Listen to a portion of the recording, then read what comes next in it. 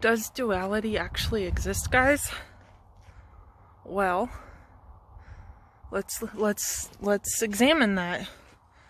The appearance of duality, male and female, I and other. Would we know without describing myself and my characteristics, and without describing another and their characteristics, would there be two of us?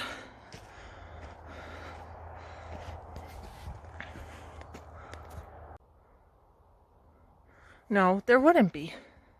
There wouldn't be two of us. However, if there's a counterposition, meaning a charge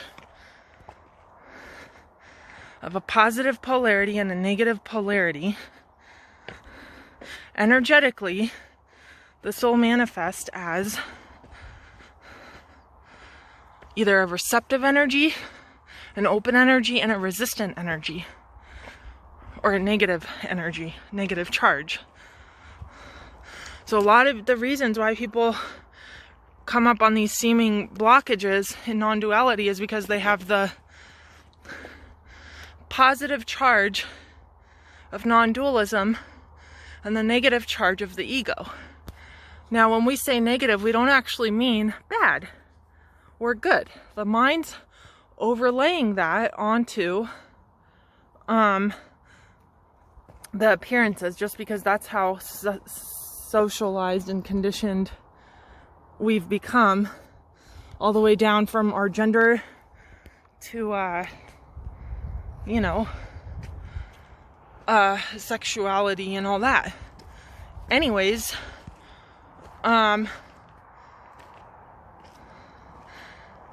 when we have something appearing like a concept of something positive, it's always going to create a negative charge, something negative to counteract that which we believe is positive.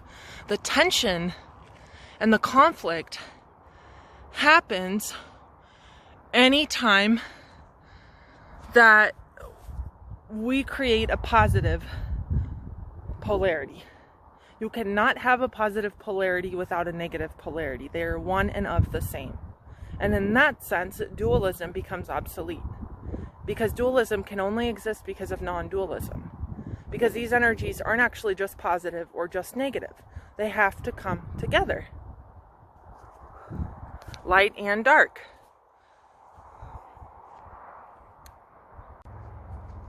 So when you spiritualize something like enlightenment, aka non-duality, what's happened is the mind has added positive concepts onto this idea. It's created an identity. So now there can't really just be what's happening. There can only be what's happening in relationship to my awakeness, to my enlightenment, to my clarity of non-duality. And so when that game is in place, guess what it's going to do? It's actually going to strengthen the ego, or the sense of separation, because it's going to create a countercharge energetically. So when we talk about the collapse of seeking and the collapse of all structures, you can't fake that, right? You can't suddenly stop seeking. But what you can become aware of is the tricks of the mind. How the mind is hijacking something that it believes in and creating an identity out of it. An awake person, an enlightened person, a non-awake person, a non-enlightened person, a person with a strong ego, a person with no ego. It's no different than creating a identity of any kind, guys, of any kind. And that's what the mind does. It creates identities. It has to do that in order to survive and to create a sense of control, which comes through knowledge. If I create something called enlightenment or non-duality, then that is something I can know and therefore move towards in time. So at the core of what's being looked at, it's energetics.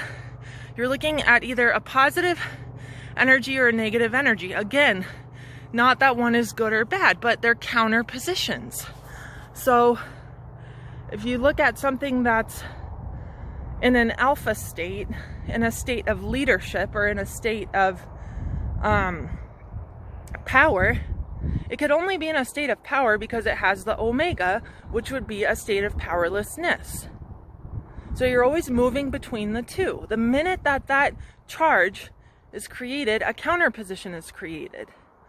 So in the truth of what's happening and in the truth of who you are, you're not one or the other. You're not awake or unawake.